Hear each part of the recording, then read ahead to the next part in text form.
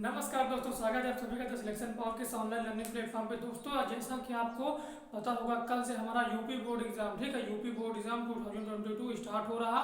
तो उसके संदर्भ में हम बात करेंगे और आपको हर विषय की टिप्स बताएंगे। आपको यहाँ हम हर विषय की टिप्स बताएंगे और हर सब्जेक्ट को कैसे टैकल करना है, कैसे स्टार्ट करना है, इस पर भी हम चर्चा करेंगे। तो आइए दोस्तों हम स्टार्ट करते हैं। देखिए हमारा जो बोर्ड में लिखा है मिशन यूपी बोर्ड एग्जाम 22, मतलब मिशन यूपी बोर्ड एग्जाम 2022, इसके लिए हम आपको गाइड करेंगे। ठीक है, आपको एग्जाम कैसे देना है, पेपर कैसे अटेम्प्ट करना है और प्रश्नों को कैसे करना है। तो आइए दोस्तों स्टार्ट करते हैं। देखिए एक मोटिवेशनल क्वेट के साथ। देखिए, कहते नहीं बनता कुछ करना पड़ता है, कहते नहीं बनता कुछ करना पड़ता है, भुला के सारी मुश्किलों को अपने जिद पे अड़ना पड़ता है, भुला के सारी मुश्किलों को अपने जिद पे अड़ना पड़ता है। इतना आसान नहीं है सपनों का हकीकत हो जाना, इतना आसान नहीं है सपनों का हकीकत हो जाना, कभी दुनिया से तो कभी खुद से लड़ना पड़ता है। तो ये दोस्तों स्टार्ट करते हैं। देखिए हम बात करने जा रहे हैं, देखिए यार यूपी बोर्ड, देखिए यूपी बोर्ड मिशन, मतलब मिशन यूपी बोर्ड एग्जाम 2022। तो हमारा जैसा कि आपको पता होगा, इंटर हाई स्कूल दोनों का पहला पेपर हमारा किसका है बाबू? पहला पेपर बाबू हमारा हिंदी है। ठीक है, तो देखिए जो 12th में, स्पेशली 12th में देखिए किसी का जनरल हिंदी होगा, मतलब जो साइंस साइड से होंगे उनका जनरल हिंदी होगा, जो आर्ट साइड से होंगे उनका साहित्य होगा, जो आर्ट साइड से होंगे बाबू उनका क्या होगा? उनका साहित्य होगा। तो इस पर भी हम चर्चा करेंगे। ठीक है, और 10th में तो जैसे आपको पता ही है, 10th में बाबू हिंदी ही है। ठीक है, सिंपल हिंदी है। देखिए तो हम स्पेशली मतलब 10th और 12th की बात नहीं करेंगे, यहाँ हम 10th और 12th दोनों की बात करेंगे और एक बाद में दोनों की बात हो जाएगी, मैं ये आपसे वादा करता हूँ। देखिए पहले हम बात करेंगे 10th कॉमा 12th के लिए, 10th कॉमा 12th के लिए। देखिए पहला पेपर हमारा क्या है बाबू? पहला पेपर हमारा हिंदी है। ठीक, पहला पेपर बाबू हमारा हिंदी है। तो हम आपको बताएंगे हिंदी को कैसे अटेम्प्ट करना है और कैसे प्रश्नों को करना है। देखिए हिंदी में यार करने के लिए सबसे पहले आपको देखिए जो गद्य पद आता है उसमें सबसे पहले आपको पाठ और लेखक का नाम, पाठ और लेखक का नाम याद होना चाहिए, तभी आप गद्य पद्य को सॉल्व कर पाएंगे।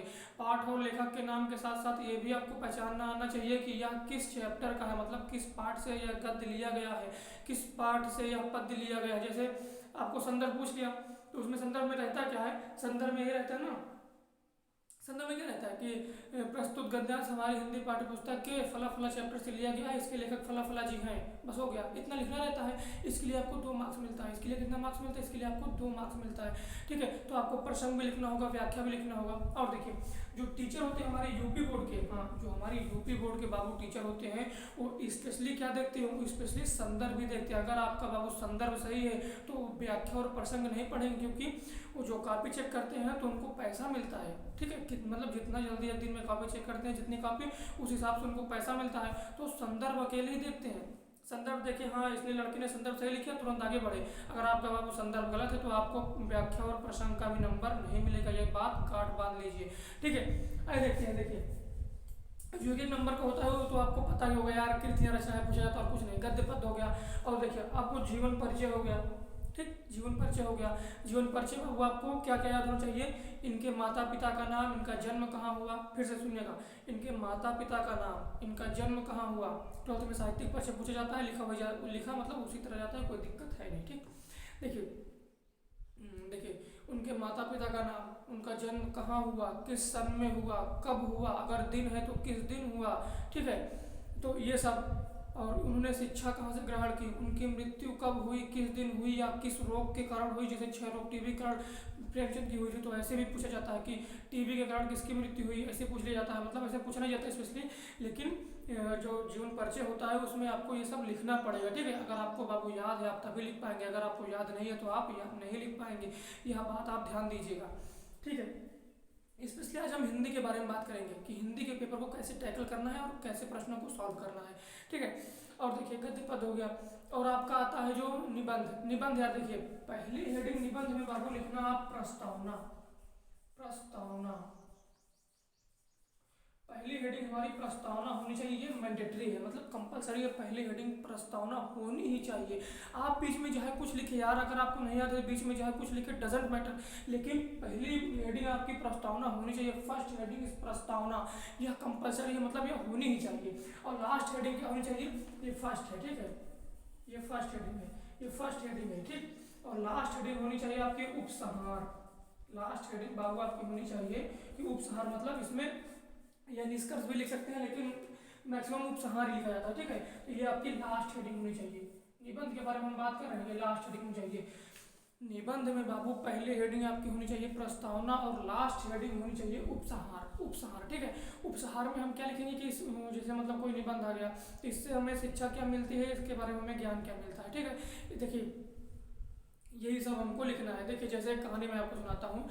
एक लकड़हारा रहता है, नदी के किनारे पानी पीने जाता है और उसकी कुल्हाड़ी जो लोहे की रहती है वह गिर जाती है। कहाँ? नदी में। तो नदी देवी निकलते हैं और उसे पहले सोने की देती है, वो मना कर देता है। फिर किसकी? सिल्वर की देती है, मतलब चांदी की देती है, वो भी मना कर देता है। जब लोहे की कुल्हाड़ी निकालती हैं तो वह ले लेता है, कहता हाँ यही है। तो देवी माँ क्या करती हैं, खुश होकर तीनों कुल्हाड़ियाँ उसे संप्रेम भेंट प्रदान कर देती है।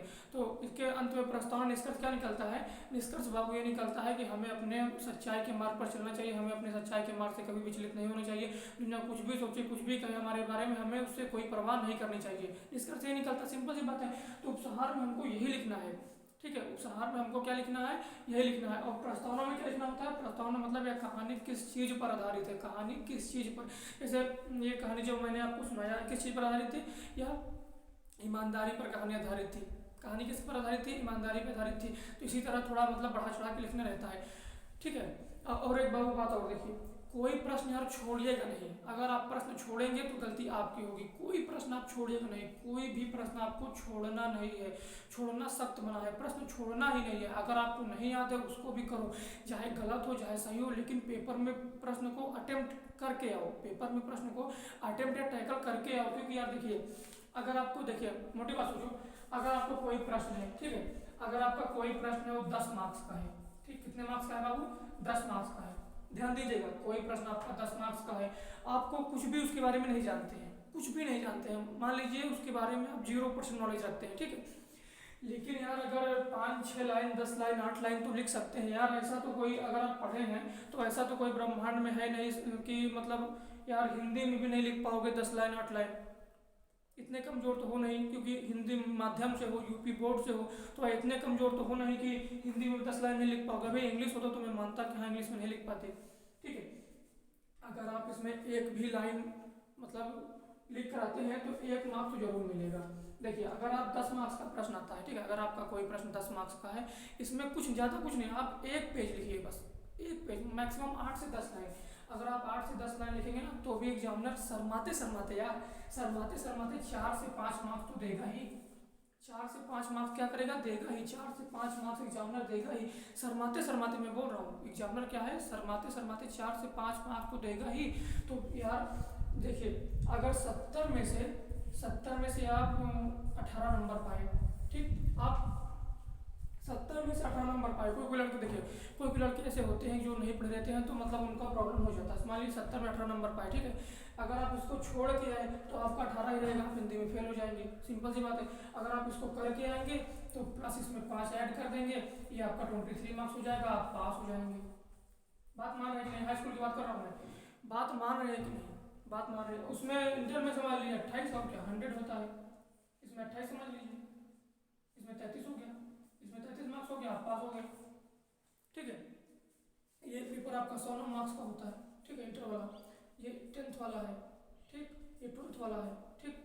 तो मैं मतलब साफ साफ यही कहना चाहता हूँ कि कोई प्रश्न यार आपको छोड़ कर नहीं आना है, सिंपल सी बात है। कोई प्रश्न आपको छोड़ कर नहीं आना है, पूरे प्रश्नों को अच्छे तरीके से सॉल्व करना है और धैर्य समय के साथ सॉल्व करना है।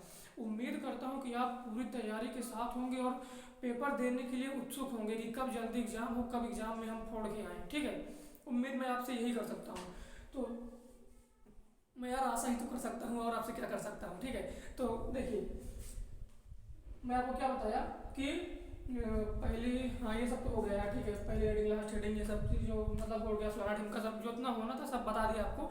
अब देखिए आगे हम बात करेंगे किस पर, आगे हम बात करेंगे जो 1-1 नंबर का प्रश्न होता है, जैसे पर्यायवाची, उपसर्ग, प्रत्यय, ये सब आता है ना। देखिए रस छंद अलंकार जो हो गया हमारा, ये 6 मार्क्स का आता है, रस छंद अलंकार 2-2 मार्क्स का। तो इसको यार देखिए, जैसे आपका आ गया रस, तो जैसे आ गया करुण रस किसे कहते हैं, कौन जिस रस में हमें शोक का भाव मतलब विभावन व संचारी भाव के संयोग से शोक नाम स्थायी भाव का रस को प्रकट होता है। इसका एग्जाम्पल, मेरे हृदय के हर साहब मन्यु तू है, अब कहाँ दृक खोल कर बैठा तनिक तो देख। हम सबको यहाँ मतलब कि जब अभिमन्यु की मृत्यु हो जाती है तो उनकी माता जो होती हैं वही रो रही हैं और बात कर रही है, इसमें शोक का भाव हो रहा है, तो ये हो गया करुण रस। सिंपल सी बात है। तो यार देखिए रस उसमें देखिए एक नंबर दो नंबर में हमको जहाँ तक उम्मीद है आप फंसेंगे नहीं। सिंपल सी बात है। आप 100% मैं गारंटी लेता हूँ आपकी, आप चाहे लीजिए चाहे नहीं, कि आप 100% मैं गारंटी लेता हूँ आप फंसेंगे नहीं। फंसेंगे नहीं, बिल्कुल नहीं फंसेंगे अगर आप अच्छे से पढ़ेंगे तो मेरा मतलब सिंपल मोटो मतलब सिनेरियो यही था बताने का आपको, कि आपको बोर्ड एग्जाम में कोई प्रश्न छोड़ना नहीं है, प्रश्न को अच्छे से करना है। प्रश्न को देखिए शुरू से स्टार्ट कीजिए, अंत तक करते जाइए। जो ना आए उसमें समय व्यर्थ मत कीजिए, जो प्रश्न आपको नहीं आता उसमें समय बर्बाद मत कीजिए। देखिए प्रश्न नंबर 1 से शुरू कीजिए और करते जाइए, जो ना आए उसको छोड़ दीजिए, उसको बाद में सोचकर विचार कर विमर्श कीजिए तब करिए। ऐसा नहीं है कि कोई प्रश्न एक है, जैसे क्वेश्चन नंबर 5 आपको नहीं आ रहा तो आप उसी पे बैठे हैं सोचते मंथन करते हुए कि हाँ अब आएगा अब आएगा, तो ऐसा यार नहीं होगा। ऐसा करेंगे तो आपका समय ओवर हो जाएगा परीक्षा हॉल में और 3 घंटे 15 मिनट बीत जाएगा, कापी जमा हो जाएगी, आप ऐसे ही फिर हो जाएंगे खत्म, खुश हो जाएंगे आप। और देखिए हमारा जो पेपर होगा 3 घंटा 15 मिनट का होगा, ये आपको पता ही होगा। इसमें से 15 मिनट परीक्षार्थियों को पढ़ने के लिए दिया गया है और 3 घंटा में प्रश्न को हल करने के लिए दिया गया है। और एक बात और, जो हिंदी का पेपर होता है ना यार, इसमें लिखना बहुत होता है, तो इसमें समय की बहुत मतलब जब कॉपी मिल जाए आपको तभी से लिखना शुरू कर दीजिएगा, नहीं बाबू समय बहुत कम रहता है। और कभी कभी ऐसा होता है ना कि कई प्रश्न छूट जाते हैं। मैंने भी 2020 में हिंदी का मतलब इंटर का एग्जाम दिया था 2020 में, ठीक है, यूपी बोर्ड से था, ठीक है, इंटर का एग्जाम दिया था। उसमें क्या हुआ, मेरा तो भाई महादेव की कृपा से कुछ भी कहो, मैं मतलब 3 घंटे 15 मिनट में पूरा पेपर सॉल्व कर चुका था। लेकिन मेरा एक दोस्त था यार, नाम लेना उचित नहीं होगा, मेरा एक दोस्त था यार, उसका मतलब ना यार 2 क्वेश्चन छूट गए थे 10-10 मार्क्स का, बताओ 2 क्वेश्चन छूट गए थे 10 मार्क्स का। उसका हिंदी में 80 नंबर है, सोच लीजिए उसका हिंदी में कितना मार्क्स है, 80 नंबर है, 10-10 मार्क्स का 2 क्वेश्चन छूट गए थे। तब पढ़े मुझे लगता, तो सोच लीजिए अगर वो 10 कर लेता तो कुछ भी नहीं यार तो 90 तो आ ही जाता, कुछ भी नहीं तो 90 तो आ ही जाता यार, 90-95 तो आ ही जाता। लेकिन क्या करेंगे यार, छूट गए तो भाई छूट गया, कुछ कर भी नहीं सकते ना। देखिए 20 मार्क्स इंटर में 20 मार्क्स समझ लीजिए 4%, 20 मार्क्स 4% बढ़ाता है, ध्यान दीजिएगा। तो आपको पेपर को अच्छे से सॉल्व करना है, शुरू से करना है, अंत तक करते जाना है, घबराना नहीं है। पेपर को देखकर घबराना बिल्कुल नहीं है। हम क्यों डरे यार, जैसे ऐसे समझ के जाइए हम बोर्ड परीक्षा देने नहीं जा रहे हैं, ऐसे समझ के जाइएगा जैसे हम अपने कॉलेज में पढ़ रहे हैं, वहीं एग्जाम हो रहा है, वहीं देने जा रहे हैं, ठीक है। हमको घबराना नहीं है, नहीं घबराओगे तो आप भूल जाएंगे यार प्रश्न को। मैं जानता हूँ क्योंकि मैं इस सब दौर से गुजर चुका हूँ, तो मैं आपको अच्छी तरीके से जहाँ तक मेरे अनुसार गाइड कर सकता हूँ कि आप अगर घबराएंगे तो भूल जाएंगे, जाहिर सी बात। अगर आप घबराए तो गए, फिर घबराए तो गए, तो आपको घबराना नहीं है, आराम से पेपर दे के जाना है और बेझिझक जाना है, ठीक है। और फुल कॉन्फिडेंट के साथ जाना है यार, फुल जुनून के साथ जाना है कि बस हमको क्या करना है यार, पेपर देने जाना है, वहाँ जो प्रश्न पत्र आएगा कॉपी में लिखना है और लिख के चला वहाँ फॉर्म जमा करके चले आना है बस, ठीक है। और क्या करना है। उम्मीद करता हूँ कि आपको यह वीडियो पसंद आया होगा और आप पूरी तरीके से समझ गए होंगे हिंदी के पेपर को कैसे सॉल्व करना है और कैसे टैकल करना है। तो अगर आप चैनल पर पहली बार, चैनल को सब्सक्राइब करें, वीडियो को लाइक शेयर कमेंट जरूर करें और वीडियो को यार बहुत ज़्यादा मतलब ज़्यादा से ज़्यादा सब्सक्राइब करें, शेयर जरूर करें, क्योंकि जो और भाई बहन हो उनको भी यह मदद मिल सके। तो बहुत बहुत धन्यवाद।